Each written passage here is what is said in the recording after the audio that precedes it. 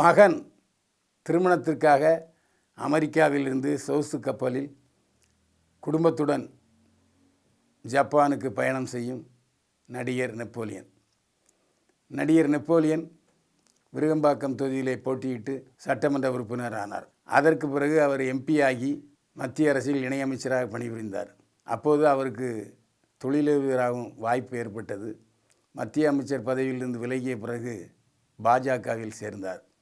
இப்போது அமெரிக்காவில் மிகப்பெரிய தொழிலதிபராக திகழ்ந்து கொண்டிருக்கிறார் நடிகர் நெப்போலியன். அவருக்கு 2 மகன்கள். மூத்த மகன்கள் தனுஷுக்கு தசை பிளர்ச்சி நோய் என்று ஒரு நோய் இருந்தது. அவரால் நடக்க முடியாது. இப்போது அவருக்கு வயது 26 ஆகிறது. எனவே அவருக்கு ஒரு திருமணம் செய்ய வேண்டும் என்ற கடமையில் தந்தை நெப்போலியன் திருநெல்வேலியில் உள்ள மூலக்கரப்பட்டி என்ற கிராமத்தைச் சேர்ந்த ஒரு பெண்ணை மருமகளாக தேர்ந்தெடுத்து தன்னுடைய மகனுடன் பேச வைத்து இருவருடைய ஒப்புதலுடன் திருமண நிச்சயார்த்தமும் நடந்தது. அமெரிக்காவிலிருந்து விமானத்தில் பறப்பதற்கு உடல் தகுதி இல்லாத காரணத்தினால் வீடியோ காலிலேயே 2 பேரும் பேசி திருமண நிச்சயார்த்தம் நடந்தது. இப்போது ஜப்பானில் நவம்பர் மாதம் திருமணம் நடத்த திட்டமிட்டிருக்கிறார் நெப்போலியன். இதற்கான அழைப்புகளை சென்னை வந்து நிச்சயார்த்தத்துக்கு முன்னாடியே முதல்வர் ஸ்டாலின் அவர்களிடம் கொடுத்தார் நெப்போலியன். இப்போது அமெரிக்காவிலே சுற்றுமணம் செய்து வருகிறார் முதலமைச்சர் மாண்புமிகு ஸ்டாலின் அவர்கள். ஸ்டாலின் அவர்களை விமான நிலையத்தில் வரவேற்று அகமகிழ்ந்தார் நெப்போலியன். செப்டம்பர் 1ஆம் தேதி அமெரிக்காவிலிருந்து சொகுசு கப்பலில் ஜப்பானுக்கு புறப்பட்டார்.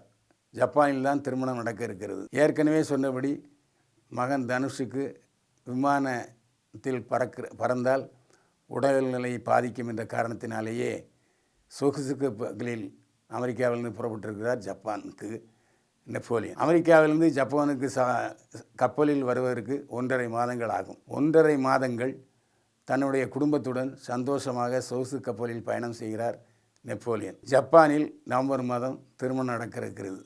கமலஹாசன் மீது ராதிகா பாலியல் புகார்.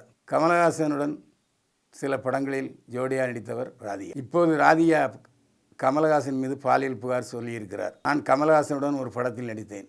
அப்போது அவர் என்னை வலுக்கட்டாயமாக முத்தமிட முயன்றார். நான் தடுத்து விட்டேன். இதனால் என்னை சனியனே என்று திட்டினார். அதற்கு பிறகு அந்த படத்துக்கு பிறகு கமலஹாசனுடன் நடிக்கும் வாய்ப்பு எனக்கு தரப்படவில்லை. அதற்கு காரணம் கமலஹாசன் தான். எந்த பட அதிபராவது கமலஹாசனுக்கு ஜோடியாக என்னை ஒப்பந்தம் செய்தால் நான் ராதிகாவுடன் நடிக்க மாட்டேன் என்று மறுத்து என்னுடைய வாய்ப்பை கெடுத்தவர் நடிகை கமலஹாசன். அது மட்டும் இல்லை, என்னுடைய தங்கை நிரோஷாவிடமும் பாலியல் பலாத்காரம் செய்திருக்கிறார் நடிகர் கமலஹாசன். நடிகை நிரோஷாவுடன் அவர் திரைப்படத்திலே ஜோடியாக நடிக்கும் பொழுது வலுக்கட்டாயமாக நிரோஷா உதட்டில் முத்தமிட முயன்றிருக்கிறார். கைகளை உதட்டில் வைத்து தடுத்திருக்கிறார் நிரோஷா என்று சொல்லியிருக்கிறார் ராதிகா. இப்போது நடிகர் சங்கத்திலே அமைத்துக்க இருக்கிற பெண்கள் பாதுகாப்பு கமிட்டியில் இந்த புகாரை ராதிகா சொல்வாரா என்பது தெரியவில்லை. ஆபாச படத்தில் நடித்தேன் நடிகை சொர்ணமாலியா சொல்கிறார். பொதுவாக ஆபாச படத்தில் பல நடிகைகள் நடித்திருக்கிறார்கள். ஆனால் வெளிப்படையாக அவர்கள் சொன்னதே இல்லை. படத்தை பார்க்கும்போது தான் ஓஹோ இந்த நடிகையும் பிட்டு படத்தில் நடிச்சிருக்காரா என்பது நமக்கு தெரிய வரும். ஆனால் இதையெல்லாம் மீறி ஆமாம் நான் ஆபாச படத்தில் நடித்தது உண்மைதான் என்று சொல்லியிருக்கிறார் நடிகை சொர்ணமாலியா. என்னிடம் ஒருவர் படத்தில் நடிக்க வேண்டும் என்று கேட்டார். 2 நாள் கால் ஷீட் கேட்டார். சரி என்று கொடுத்தேன். அங்கு போன பிறகு தான் அது ஆபாச படம் என்று தெரிந்தது. அப்போதெல்லாம் எனக்கு ஆபாச படத்தில் நடிப்பது தவறு என்று தெரியாது. நடித்தது என்னவோ 1.5 சீன் தான், 10 நிமிஷம் தான் அந்த படத்தில் நடித்தேன். அப்போ எனக்கு அது பெரிசாக தெரியவில்லை. சில நாள் கழித்து அவர் அந்த படத்தினுடைய சிடியை என்கிட்ட கொடுத்தாரு. அந்த சிடியை கூட பார்ப்பதற்கு எனக்கு நேரம் இல்லை. அதற்கு பிறகு மற்றவர்கள் அந்த படத்தை பார்த்து என்னிடம் கோபப்பட்டதுக்கு பிறகு தான் எனக்கு உண்மை தெரிந்தது. அதற்குள் அவசரமாக எனக்கு திருமணம் செய்து விட்டார்கள். நான் வெளிநாடு சென்று விட்டேன். அதற்கு பிறகு வெளிநாட்டிலே என்னுடைய இல்லற வாழ்க்கையிலே இன்பம் கிடைக்கவில்லை.